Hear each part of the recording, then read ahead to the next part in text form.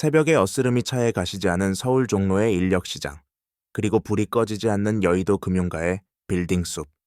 이 이질적인 두 공간을 관통하는 하나의 공포가 있습니다. 바로 끝이 보이지 않는다는 막막함입니다. 우리는 지난 수십 년간 대한민국이 일궈온 기적 같은 성장에 익숙해져 있었습니다. 한강의 기적부터 외환위기 극복, 그리고 글로벌 IT 강국으로의 도약까지. 한국 경제는 언제나 위기 앞에서 더 강해지는 법을 터득한 것처럼 보였습니다. 하지만 지금 우리가 마주한 경고음은 과거의 그것과는 결이 다릅니다. 지표들은 일제히 붉은색 신호를 내뿜고 있습니다. 가계부채는 이미 임계점을 넘어선 지 오래고, 생산 가능 인구의 가파른 감소는 국가의 기초 대사량을 갉아먹고 있습니다. 시장의 심박수를 측정하는 국채금리는 연일 요동치고, 원달러 환율은 심리적 저항선을 위태롭게 오르내립니다. 불과 몇 년 전만 해도 넘쳐나던 유동성의 잔치는 끝났습니다. 이제 그 잔치의 청구서가 우리 앞에 도착해 있습니다. 사람들은 묻습니다. 정말 위기인가요? 라고 말입니다. 하지만 경제학자들은 대답합니다. 우리는 이미 위기 한가운데에 들어와 있다다고.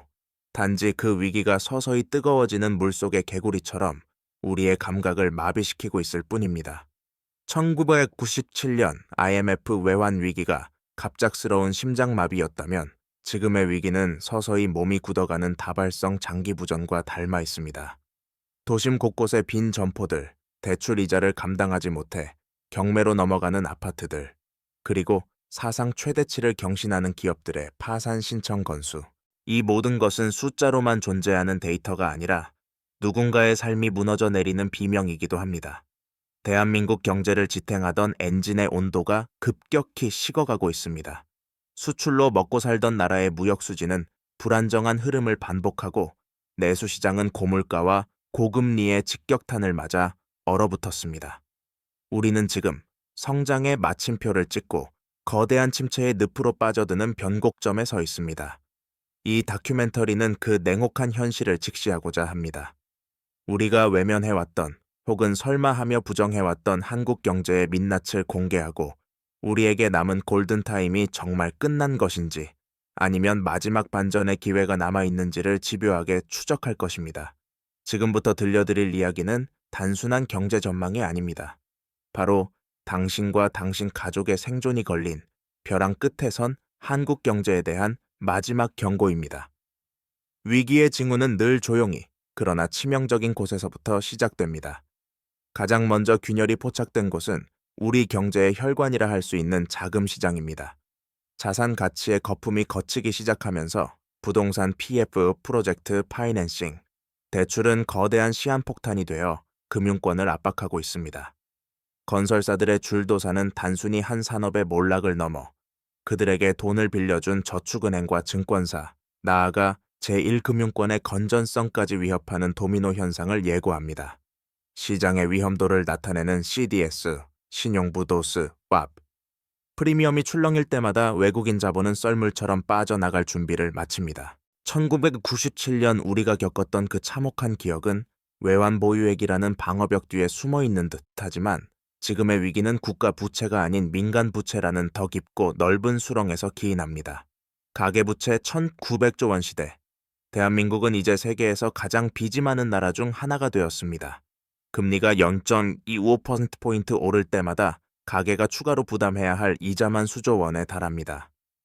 소득은 제자리 걸음인데 물가와 대출 이자는 가파르게 치솟으면서 서민들의 실질 구매력은 바닥을 드러냈습니다. 전통적으로 한국인의 자산 80% 이상이 묶여있는 부동산 시장의 하락은 곧바로 부의 효과 역전 현상을 불러왔습니다. 집값이 떨어지자 소비가 줄고 소비가 줄자 자영업자가 쓰러지며 이는 다시 금융권의 부실 채권으로 돌아오는 악순환의 고리가 완성된 것입니다. 골목상권의 폐업률은 역대 최고치를 경신하고 있으며 한때 불패라 믿었던 강남의 부동산마저 급매물이 쌓여가는 현실은 이 경고음이 결코 엄살이 아님을 증명합니다. 더욱 심각한 것은 인구 구조의 변화라는 거대한 파도가 경제의 펀더멘털을 근본적으로 뒤흔들고 있다는 사실입니다. 세계 최저 수준의 출산율은 단순히 사회적인 문제를 넘어 노동 공급의 감소와 잠재 성장률의 하락이라는 경제적 재앙으로 직결됩니다. 일할 사람이 사라지고 부양해야 할 노인만 늘어나는 나라에서 혁신과 활력을 기대하기란 어렵습니다. 기업들은 인건비 상승과 규제를 피해 생산 기지를 해외로 옮기고 있고, 국내에는 양질의 일자리가 사라지는 산업 공동화 현상이 가속화되고 있습니다.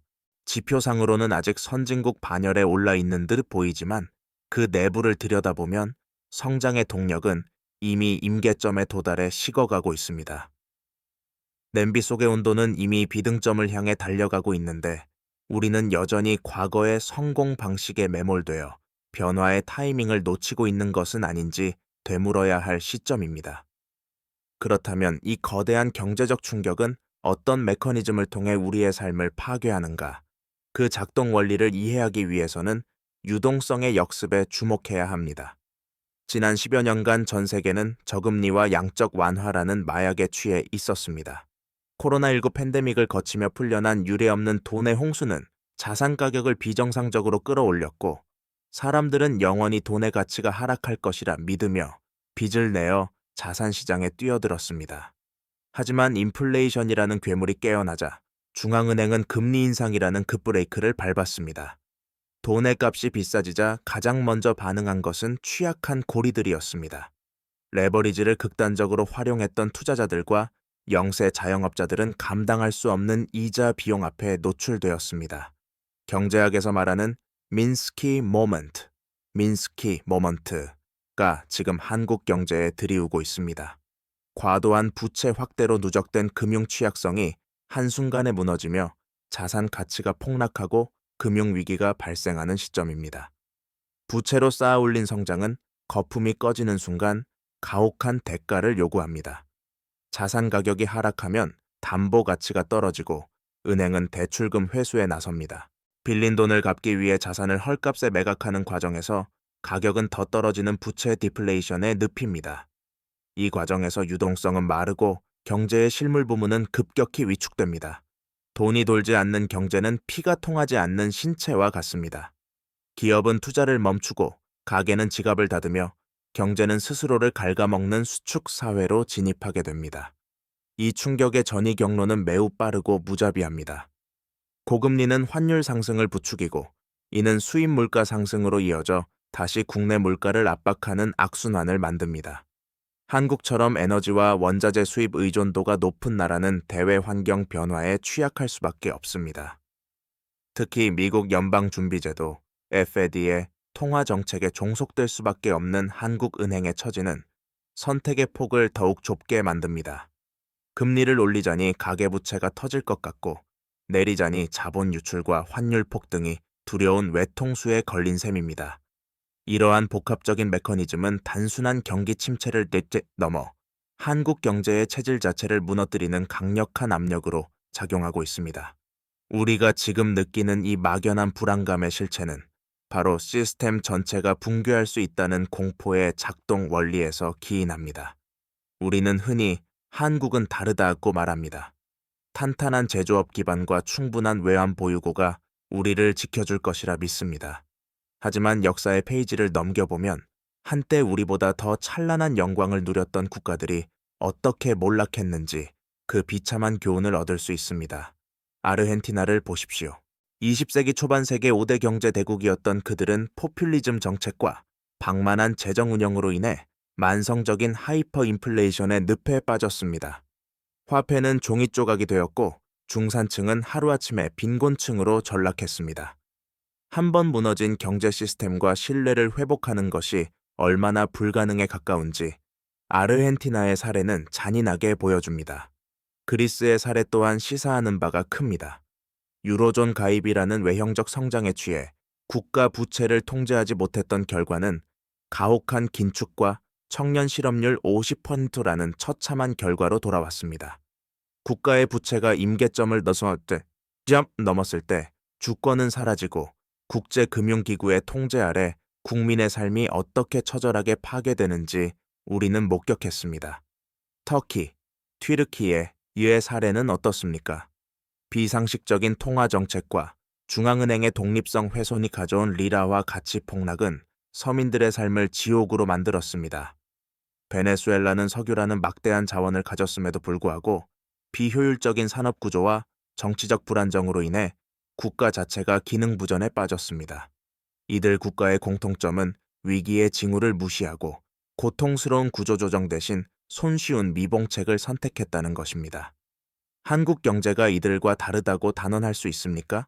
가파르게 상승하는 국가 채무 비율, 표를 의식한 포퓰리즘적 복지 논쟁, 그리고 기득권에 가로막힌 노동연금 교육 개혁의 지연은 몰락한 국가들의 초기 증상과 소름 끼칠 정도로 닮아 있습니다.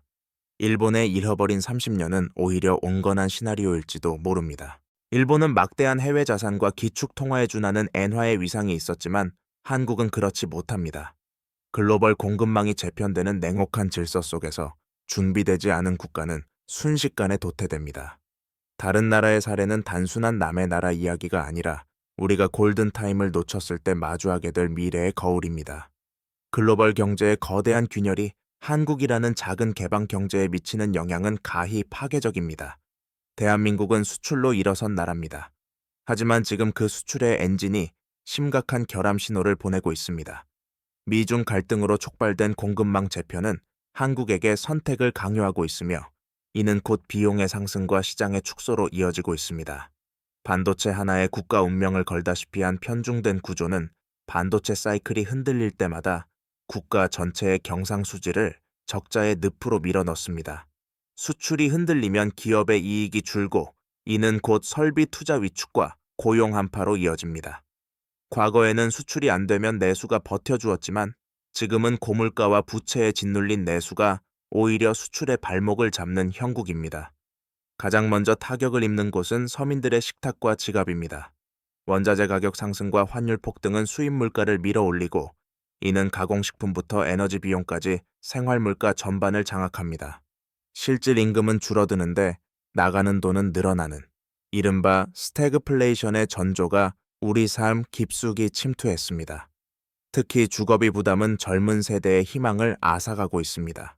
영혼까지 끌어모아 집을 산 영끌족은 급등한 이자를 감당하느라 소비를 포기했고 집을 구하지 못한 이들은 전세 사기와 월세 상승의 공포 속에서 결혼과 출산을 포기합니다. 이는 단순히 개인의 불행을 넘어 한국 경제의 미래 소비층이 사라지는 국가적 소멸의 위기로 확장됩니다. 기업 생태계의 양극화도 심화되고 있습니다. 막대한 현금 보유력을 가진 대기업은 위기 속에서도 기회를 찾지만 한계 기업이라 불리는 좀비 기업들은 고금리 체제 하에서 산소호흡기가 떼어질 처지에 놓였습니다. 중소기업과 소상공인의 몰락은 지역 경제의 붕괴를 초래하고 이는 수도권 집중 현상을 가속화시켜 지방 소멸이라는 또 다른 난제를 낳습니다. 결국 한국 경제에 미치는 영향은 단순한 수치상의 하락이 아닙니다. 계층 간의 이동 사다리가 끊어지고 노력해도 나아질 수 없다는 패배주의가 사회 전반에 확산되는 심리적 공황이 더 큰 문제입니다. 경제의 기초 체력인 신뢰와 희망이 무너지는 순간 다시 일어설 동력마저 상실하게 되는 것입니다. 우리는 지금 경제적 손실을 넘어 사회 시스템 전체의 지속 가능성을 시험받고 있습니다. 위기 상황에서 정부와 중앙은행의 역할은 그 어느 때보다 막중합니다. 하지만 지금 그들이 쥔 카드는 그리 많지 않아 보입니다. 한국은행은 진퇴양난에 빠져 있습니다. 미국과의 금리차를 줄이기 위해 금리를 올리자니 1,900조 원의 가계부채가 터질까 두렵고 금리를 동결하자니 원화 가치 하락과 자본 유출이 우려됩니다. 중앙은행의 독립성이 강조되지만 정치권의 금리 인하 압박은 날로 거세집니다. 통화정책의 약발이 잘 듣지 않는 유동성의 함정에 빠진 것은 아닌지 우려되는 대목입니다. 시중에 돈을 풀어 경기를 부양하고 싶어도 이미 풀린 돈이 물가를 자극하고 있어 손발이 묶인 상태입니다. 정부의 재정정책 또한 한계에 부딪혔습니다. 수십 년간 건전성의 상징이었던 국가 채무 비율은 이제 50%를 넘보고 있습니다. 고령화에 따른 복지 지출은 기하급수적으로 늘어나는데 경기 부진으로 세수는 오히려 줄어들고 있습니다. 이른바 세수 펑크는 정부가 경제 위기 시 소방수 역할을 할 수 있는 여력을 갉아먹습니다. 선거철마다 반복되는 포퓰리즘적 선심성 예산은 국가 재정의 체력을 고갈시키고 미래 세대에게 갚지 못할 빚을 떠넘기는 무책임한 행태입니다. 정부는 규제 완화와 구조조정을 외치지만 이해 관계자들의 강력한 저항에 부딪혀 핵심적인 개혁은 매번 좌초되거나 미봉책에 그치고 맙니다. 더 큰 문제는 정책의 예측 가능성이 사라지고 있다는 점입니다. 부동산 대책은 정권에 따라 냉온탕을 오가며 시장의 혼란을 가중시켰고, 에너지 정책이나 외교 경제 정책 또한 일관성을 잃었습니다. 시장은 정부의 발표를 믿지 않고 각자 도생의 길을 찾기 시작했습니다. 중앙은행이 금리를 올려 긴축 신호를 보내도 정부가 대출 규제를 풀어 돈을 풀면 시장은 왜곡된 신호를 받게 됩니다. 정책 엇박자는 위기를 해결하기는커녕 위기를 심화시키는 기폭제가 됩니다. 지금 필요한 것은 단기적인 부양책이 아니라 고통스럽더라도 환부를 도려내는 구조 개혁과 이를 뒷받침할 일관된 정책 기조입니다. 하지만 표를 먹고 사는 정치 논리가 지배하는 한 한국 경제의 체질 개선을 위한 쓴 약은 여전히 서랍 속에 방치되어 있습니다. 국가와 시스템이 나를 보호해 줄 것이라는 환상은 이제 버려야 합니다. 거대한 침체의 파도가 몰려올 때 각자 도생은 비정한 선택이 아닌 필수적인 생존 전략이 됩니다. 가장 먼저 점검해야 할 것은 나의 현금 흐름입니다. 호황기에는 자산의 가격 상승을 노린 공격적인 투자가 미덕이었지만 불황기에는 매달 들어오는 현금의 가치가 그 무엇보다 중요해집니다. 고정 지출을 극단적으로 줄이고 예기치 못한 실업이나 소득 감소에 대비한 비상금을 확보하는 것이 생존의 첫걸음입니다. 특히 변동금리 대출을 가진 이들이라면 자산 매각을 통해서라도 부채의 절대량을 줄이는 고통스러운 결단이 필요합니다. 금리가 내려갈 것이라는 막연한 기대감은 위기 상황에서 가장 위험한 독약이 될 수 있습니다. 자산 구성의 포트폴리오 역시 전면적인 재편이 필요합니다. 한국 경제의 기초 체력이 약해진다는 것은 곧 원화 가치의 하락 가능성을 의미합니다. 자산의 상당 부분이 원화 표시 부동산에 쏠려 있는 한국인들에게 자산의 다변화는 선택이 아닌 필수입니다. 달러나 금과 같은 안전 자산, 그리고 한국 시장의 변동성을 상쇄해 줄 수 있는 글로벌 우량 자산으로 시야를 넓혀야 합니다. 계란을 한 바구니에 담지 말라는 격언은 이제 국내를 넘어 국경을 가로질러 적용되어야 합니다. 또한 부동산 불패 신화에 매몰되어 감당할 수 없는 레버리지를 일으키는 행위는 하락장에서 자폭 버튼을 누르는 것과 다름없음을 직시해야 합니다. 가장 중요한 생존 전략은 본질적인 몸값의 방어입니다. 인공지능이 일자리를 대체하고 기업들이 채용의 문을 닫는 시대에 대체 불가능한 자신만의 핵심 역량을 갈고 닦는 것만이 유일한 보루입니다. 경제적 자유라는 달콤한 구호에 현혹되어 본업을 소홀히 하기보다는 거친 풍파 속에서도 수익을 창출할 수 있는 전문성을 확보해야 합니다. 지식은 배신하지 않으며 위기 속에서 기회는 준비된 자에게만 그 모습을 드러냅니다. 남들이 탐욕에 눈이 멀 때 공포를 느끼고 남들이 공포에 질려 투매할 때 냉철하게 기회를 엿볼 수 있는 안목을 길러야 합니다. 결국 위기를 건너는 것은 정부의 대책도 중앙은행의 금리 결정도 아닌 현실을 직시하고 대비하는 개인의 철저한 준비성입니다. 우리는 지금 선택의 기로에 서 있습니다. 일본처럼 서서히 침강하며 활력을 잃어가는 장기 저성장의 길을 갈 것인가, 아니면 뼈를 깎는 혁신을 통해 다시 한번 도약할 것인가. 대한민국 경제의 골든타임은 이제 얼마 남지 않았습니다. 아니, 어쩌면 이미 마지막 경고음이 울리고 있는지도 모릅니다. 위기는 언제나 우리가 예상치 못한 순간에 가장 약한 고리를 타고 들어옵니다. 하지만 위기는 동시에 불필요한 거품을 걷어내고 경제의 체질을 바꿀 수 있는 마지막 기회이기도 합니다. 과거 우리가 외환 위기를 극복하며 전 세계를 놀라게 했던 힘은 국가의 지도력이 아닌 위기 앞에서 하나로 뭉쳤던 국민들의 저력이었습니다. 그러나 지금 우리 사회는 세대 간, 계층 간, 지역 간의 갈등으로 분열되어 있습니다. 경제적 결핍은 서로를 향한 분노로 치닫고 미래에 대한 희망이 사라진 자리에는 냉소만이 가득합니다. 이대로 주저앉을 것인가에 대한 답은 정부가 아닌 우리 스스로에게 있습니다.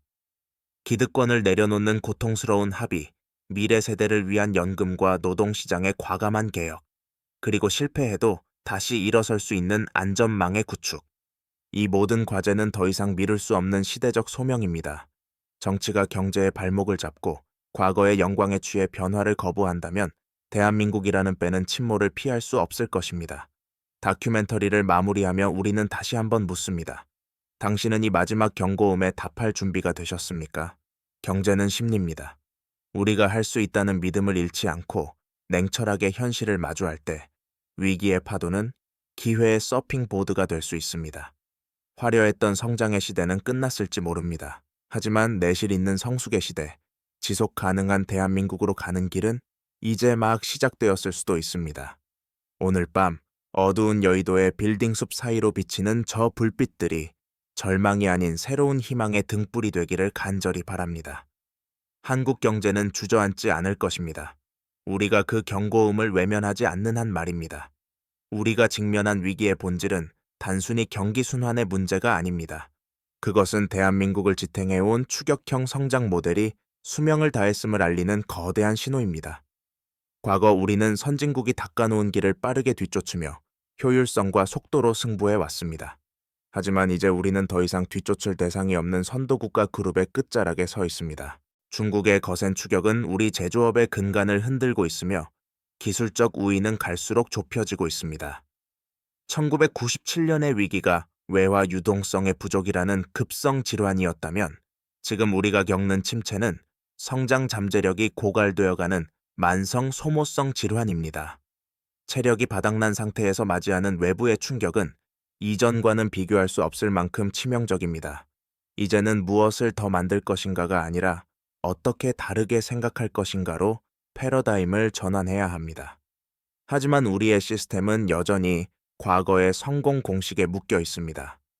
창의적인 인재를 길러내지 못하는 주입식 교육, 실패를 용납하지 않는 금융 환경, 그리고 신산업의 등장을 가로막는 촘촘한 규제의 그물망은 한국 경제의 혈전을 유발하고 있습니다. 유니콘 기업들이 탄생해도 국내의 낡은 법규에 막혀 해외로 떠나거나 사업을 포기하는 사례가 빈번합니다. 이는 국가 경쟁력의 핵심인 혁신 동력을 스스로 거세하는 행위나 다름없습니다. 세계는 AI와 퀀텀 컴퓨팅, 에너지 전환이라는 거대한 격변기를 지나고 있는데 우리는 여전히 과거의 기득권을 보호하는 데 국력을 낭비하고 있습니다.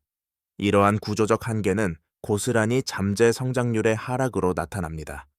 경제 전문가들은 조만간 한국의 잠재 성장률이 0%대로 진입할 것이라는 암울한 전망을 내놓고 있습니다. 성장하지 않는 경제는 필연적으로 갈등을 유발합니다. 파이가 커지지 않는 상황에서 남의 것을 뺏어야 내가 사는 제로섬 게임이 시작되기 때문입니다. 청년들이 공무원 시험에 매달리고 직장인들이 본업보다 주식과 코인에 몰두하는 현상은 혁신보다는 안전과 운에 기대려는 사회적 심리의 방증입니다. 우리가 이 구조적 침체를 극복하기 위해서는 단순히 돈을 푸는 대책이 아니라 경제의 DNA를 바꾸는 대수술이 필요합니다. 그것은 고통스럽고 긴 시간이 필요한 작업이지만 지금 시작하지 않으면 우리에게 다음 페이지는 없을 것입니다. 한국 경제의 가장 아픈 손가락은 다름 아닌 노동시장의 이중 구조입니다. 대기업과 중소기업, 정규직과 비정규직으로 갈라진 이 거대한 장벽은 사회적 활력을 갉아먹는 주범입니다. 똑같은 일을 해도 소득 격차가 2배 이상 벌어지는 현실 속에서 청년들은 중소기업을 외면하고 대기업의 좁은 문에만 목을 맵니다. 이는 인력 수급의 불균형을 초래하여 한쪽에서는 구직난이, 다른 쪽에서는 구인난이 발생하는 기현상을 낳습니다. 노동의 유연성이 확보되지 않은 상태에서 보호받는 일자리와 소외된 일자리의 간극은 갈수록 벌어지고 있으며 이는 세대 간의 자산 격차와 결합하여 우리 사회의 통합을 저해하는 가장 큰 암초가 되었습니다. 노동개혁이 지연될수록 기업들은 국내 투자를 기피하게 됩니다.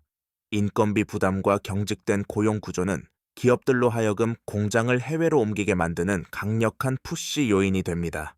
실제로 한국 기업들의 해외 직접 투자, ODI, 규모는 매년 역대 최고치를 경신하고 있는 반면 국내로 들어오는 외국인 투자는 지지부진합니다.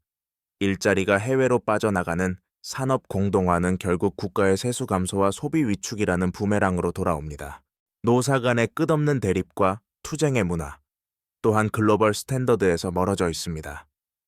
상생과 타협 대신 힘의 논리가 지배하는 노동 현장에서 미래를 위한 혁신적 합의를 기대하기란 불가능에 가깝습니다. 우리는 이제 솔직해져야 합니다. 모두가 선망하는 좋은 일자리는 저절로 생기지 않습니다. 기업이 마음껏 뛸 수 있는 환경을 조성하고 동시에 노동자들이 변화하는 환경에 적응할 수 있도록 재교육과 사회 안전망을 강화하는 유연 안정성, 플렉시큐리티의 모델을 진지하게 고민해야 합니다. 북유럽 국가들이 위기 속에서 다시 일어설 수 있었던 비결은 바로 이러한 사회적 대타협에 있었습니다. 내가 조금 손해보더라도 공동체의 미래를 위해 양보하는 문화, 그리고 그 양보가 헛되지 않도록 보장하는 국가의 신뢰가 필요합니다. 노동시장의 개혁 없이 한국 경제의 제도약은 공연불에 불과합니다. 이 거대한 장벽을 허무는 것, 그것이 골든타임을 지키기 위한 가장 시급한 과제 중 하나입니다. 부동산은 대한민국 경제의 가장 큰 성취이자 동시에 가장 치명적인 약점입니다. 수십 년간 부동산 불패 신화는 한국인의 자산 형성 과정을 지배해 왔습니다. 하지만 그 이면에는 가계자산의 80%가 비유동성 자산인 부동산에 묶여 있다는 기형적인 구조가 자리 잡고 있습니다. 집값이 오를 때는 자산 효과로 소비가 늘어나는 듯 보이지만 실상은 미래의 소득을 끌어다 쓴 부채의 잔치였습니다. 이제 그 잔치가 끝나고 고금리의 시대가 도래하자 부동산은 우리 경제의 숨통을 조이는 족쇄로 변했습니다. 소득의 절반 이상을 원리금 상환에 쏟아붓는 하우스 푸어들의 비명은 내수 침체의 직접적인 원인이 되고 있으며 이는 다시 실물 경기를 냉각시키는 하방 압력으로 작용합니다. 더욱 우려스러운 것은 부동산 금융의 부실이 시스템 리스크로 전이될 가능성입니다. 부동산 PF 프로젝트 파이낸싱. 대출 규모는 이미 금융권이 감당하기 힘든 임계치에 도달해 있습니다. 분양시장이 얼어붙고 공사비가 치솟으면서 전국의 건설 현장은 멈춰섰고 이들에게 막대한 자금을 빌려준 제2금융권부터 흔들리기 시작했습니다. 과거 저축은행 사태가 국지적인 산불이었다면 지금의 PF 위기는 금융권 전체를 집어삼킬 수 있는 거대한 산불과 같습니다. 정부는 대출 연장과 지원책으로 시간을 벌고 있지만 이는 근본적인 해결이 아닌 폭탄 돌리기에 가깝다는 지적이 많습니다. 부실을 도려내지 않고 뒤로 미루기만 한다면 나중에 터질 폭탄의 위력은 더욱 커질 수밖에 없습니다. 부동산에 과도하게 쏠린 자금 흐름은 국가 전체의 자원 배분 효율성을 떨어뜨립니다. 혁신적인 스타트업이나 기술 제조 기업으로 흘러가야 할 자본이 생산성 없는 시멘트 덩어리에 투기 자금으로 묶여 있는 것입니다. 자본이 고여 있으면 썩기 마련입니다. 돈이 사람의 지능과 기술에 투자되지 않고 땅에만 매몰되는 국가는 미래가 옅습니다. 주거비 부담으로 인한 혼인율과 출산율의 급락은 부동산 문제가 단순한 자산 가격의 문제를 넘어 민족의 생존 문제임을 시사합니다. 우리는 이제 부동산 중심의 성장 동력에서 벗어나야 합니다. 집이 투기의 수단이 아닌 주거의 공간으로 돌아오고 고인 자본이 산업의 현장으로 흘러갈 수 있도록 물길을 바꿔야만 한국 경제의 심장이 다시 뛸 수 있습니다. 한국 경제를 둘러싼 대외 환경은 이제껏 우리가 경험해보지 못한 New Normal, New Normal의 시대로 진입했습니다. 지난 30년간 한국 경제의 비약적인 성장을 뒷받침했던 글로벌 분업 체계와 자유무역의 질서는 붕괴되었습니다. 미국과 중국의 패권 경쟁은 단순히 관세 전쟁을 넘어 기술 패권과 공급망 장악을 위한 생존 게임으로 변질되었습니다. 안보는 미국, 경제는 중국이라는 이른바 안미경중, 에인메이징중의 전략은 더 이상 유효하지 않습니다. 이제는 경제가 곧 안보인 지정학적 경제의 시대입니다. 반도체, 배터리, 끼, 핵심 광물 등 우리가 강점을 가진 분야조차 강대국들의 자국 우선주의 정책 앞에 위태로운 처지에 놓였습니다. 특히 공급망의 무기화는 자원 빈국인 한국에게 치명적입니다.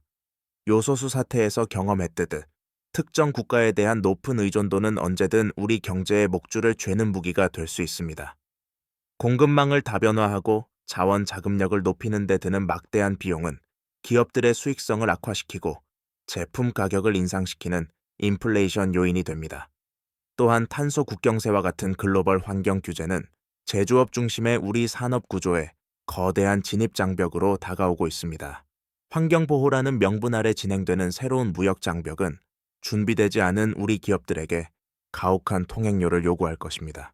세계 경제의 흐름은 이제 효율성보다는 회복 탄력성과 진영 논리를 우선시하고 있습니다. 이러한 경랑 속에서 한국 경제가 살아남기 위해서는 정교한 경제 외교와 독보적인 기술력이 필수적입니다. 단순히 누구의 편에 설 것인가를 고민하는 차원을 넘어 누구도 우리를 대체할 수 없는 기술적 초격차를 유지해야만 국제 무대에서 협상력을 가질 수 있습니다. 하지만 연구개발, R&D 예산의 효율성 논란과 핵심 인력의 해외 유출은 우리의 앞날을 어둡게 합니다. 기술이 곧 국력인 시대에 인재들이 의대로만 몰리는 현실은 국가적 비극입니다.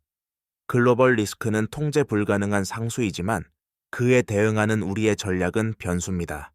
거센 파도를 막을 수 없다면 파도를 탈 수 있는 더 튼튼하고 빠른 배를 만들어야 합니다. 그것이 대외 의존도가 높은 한국 경제가 마주한 숙명입니다. 위기의 끝에서 우리가 마주해야 할 마지막 질문은 우리는 어떤 사회를 원하는가입니다. 경제 지표의 하락보다 더 무서운 것은 공동체의 붕괴입니다. 성장의 과실이 골고루 나누어지지 않고 양극화가 심화될 때 사회적 자본인 신뢰는 무너집니다. 각자가 자신의 이익만을 위해 싸우는 만인에 대한 만인의 투쟁 상태에서는 그 어떤 경제 정책도 제대로 작동할 수 없습니다. 위기 극복을 위한 고통 분담은 공정한 게임의 법칙이 전제될 때만 가능합니다. 부유층은 더 많은 사회적 책임을 지고 국가는 소외된 이들을 위한 촘촘한 안전망을 제공하며 기업은 단기 이익보다 지속 가능한 가치를 우선시하는 사회적 대타협이 절실한 시점입니다. 우리는 1997년 금 모으기 운동을 통해 전 세계의 한국인의 저력을 보여준 바 있습니다. 비록 방식은 달랐지만 국가의 위기를 나의 위기로 받아들였던 그 공동체 정신이 우리를 다시 일으켜 세웠습니다. 지금 우리에게 필요한 것은 바로 그 회복 탄력성의 복원입니다. 실패를 패배로 규정하지 않고 재기의 기회를 주는 사회, 젊은이들이 도전할 수 있는 사다리가 살아있는 사회, 그리고 노후가 불안하지 않은 사회를 만드는 것이 경제 재건의 시작입니다. 숫자로 표시되는 GDP 성장률보다 중요한 것은 그 숫자가 담고 있는 국민들의 삶의 질과 행복의 총량입니다. 돈이 도는 경제를 넘어 마음이 소통하는 경제로 나아가야 합니다. 이제 마지막 경고음은 잦아들고 선택의 시간만 남았습니다. 우리는 과거의 관성에 젖어 무너질 것인가? 아니면 고통스러운 혁신을 통해 새로운 길을 개척할 것인가? 이 다큐멘터리가 던진 질문들에 대한 답은 각자의 몫입니다. 하지만 분명한 것은 우리가 지금 발을 딛고 있는 이 땅이 수많은 위기를 기회로 바꿔온 기적의 땅이라는 사실입니다. 골든타임은 아직 끝나지 않았습니다. 우리가 현실을 직시하고 서로의 손을 맞잡으며 변화를 두려워하지 않는다면 한국 경제는 다시 한번 전 세계가 주목하는 역동적인 엔진으로 거듭날 것입니다. 대한민국 경제의 새로운 장을 여는 것은 바로 오늘, 이 경고음을 듣고 깨어난 당신의 변화에서 시작됩니다. 우리는 흔히 경제를 거대한 기계 장치처럼 생각하곤 합니다. 금리라는 나사를 조이고 재정이라는 기름을 치면 다시 원활하게 돌아갈 것이라 믿습니다. 하지만 경제는 기계가 아니라 살아있는 생명체와 같습니다. 구성원들의 심리와 신뢰, 그리고 내일은 오늘보다 나을 것이라는 희망이 수혈되지 않으면 그 어떤 처방도 소용이 없습니다. 지금 한국 경제가 겪고 있는 진정한 위기는 바로 희망의 결핍입니다. 저성장이 고착화되면서 젊은 세대는 자산 형성을 포기하고 기성세대는 노후 파산의 공포에 떨며 지갑을 닫습니다. 돈이 돌지 않는 돈 가뭄보다 무서운 것은 미래를 설계하려는 의지가 마르는 꿈의 가뭄입니다. 이 침체의 터널을 빠져나가기 위해서는 우리 사회의 보상 체계를 근본적으로 재설계해야 합니다. 땀 흘려 일하는 가치가 존중받고 혁신적인 아이디어로 도전하는 이들이 정당한 대가를 받는 구조를 만들어야 합니다. 자산 가격 상승에만 기대는 불로소득의 사회에서 벗어나 생산적인 활동에 자원과 인재가 모이도록 물길을 돌려야 합니다. 이를 위해선 금융위 담보 위주의 대출 관행에서 벗어나 모험 자본으로서의 역할을 수행해야 하며 교육은 정답을 맞히는 기계가 아닌 문제를 정의하는 창조자를 길러내야 합니다. 시스템의 노후화를 인정하고 낡은 부품을 교체하는 과감함이 필요한 때입니다. 결국 국가의 경쟁력은 그 국가가 가진 인적 자원의 질에서 결정됩니다. 인구 감소라는 정해진 미래 앞에서 우리가 선택할 수 있는 길은 단 하나, 한 사람 한 사람의 생산성을 극대화하는 것입니다. 여성의 경력 단절을 막고 고령 인력을 숙련된 자산으로 활용하며 전 세계의 우수한 인재들이 모여들 수 있는 열린 사회를 지향해야 합니다. 위기는 우리에게 묻고 있습니다. 과거의 영광에 매몰되어 서서히 침몰할 것인가? 아니면 이 거친 파도를 타고 새로운 대륙으로 나아갈 것인가? 마지막 경고음은 결코 파멸의 신호가 아닙니다. 그것은 우리가 다시 깨어나야 한다는, 아직 우리에게 바꿀 힘이 남아있다는 가장 강력한 응원의 메시지입니다. 긴 여정의 끝에 다다랐습니다. 우리는 한국 경제의 위기 징후부터 구조적 한계, 그리고 개인이 취해야 할 생존 전략까지 쉼없이 살펴보았습니다. 20분 남짓한 이 기록이 우리 경제의 모든 해답을 제시할 수는 없을 것입니다. 하지만 분명한 사실 하나는 우리가 마주한 이 어둠이 결코 끝이 아니라는 점입니다. 역사는 증명해 왔습니다. 대한민국은 가장 절망적인 순간에 가장 찬란한 꽃을 피워냈던 민족입니다. 전쟁의 폐허 위에서 공장을 세우고 기름 한 방울 나지 않는 땅에서 수출 강국을 만들었으며 외환 위기의 파고 속에서 IT 강국으로 거듭났습니다. 우리의 DNA 속에는 위기를 돌파하는 혁신의 유전자가 새겨져 있습니다. 골든타임의 종말이라는 자극적인 제목, 뒤에 숨겨진 진심은 아직 늦지 않았다는 절박한 호소입니다. 정부는 눈앞의 표가 아닌 국가의 100년 대계를 보고 정책을 세워야 하며 기업은 당의 이익을 넘어선 가치 창출에 매진해야 합니다. 그리고 우리 개인들은 막연한 불안감에 휩싸이기보다 냉철하게 현실을 공부하고 자신만의 방어막을 구축해야 합니다. 각자의 위치에서 본질에 집중할 때 그 작은 변화들이 모여 한국 경제라는 거대한 배의 방향을 바꿀 것입니다. 우리가 오늘 나눈 고민과 경고가 미래의 어느 날, 그때 그 경고 덕분에 우리는 다시 일어설 수 있었다는 안도의 회상으로 기록되기를 간절히 소망합니다. 다큐멘터리의 카메라가 꺼지고 화면은 어두워지지만 여러분의 삶과 우리 경제의 현장은 내일도 계속될 것입니다. 시장의 경고음은 여전히 울리고 있습니다. 하지만 그 소리는 이제 우리를 두렵게 하는 소음이 아니라 새로운 시작을 알리는 고동 소리가 되어야 합니다. 대한민국 경제, 우리는 다시 주저앉지 않을 것입니다. 우리가 서로를 믿고 변화를 선택하며 미래를 향한 발걸음을 멈추지 않는 한, 한국 경제의 위대한 도전은 지금 이 순간 다시 시작됩니다. 시청해주신 여러분, 감사합니다.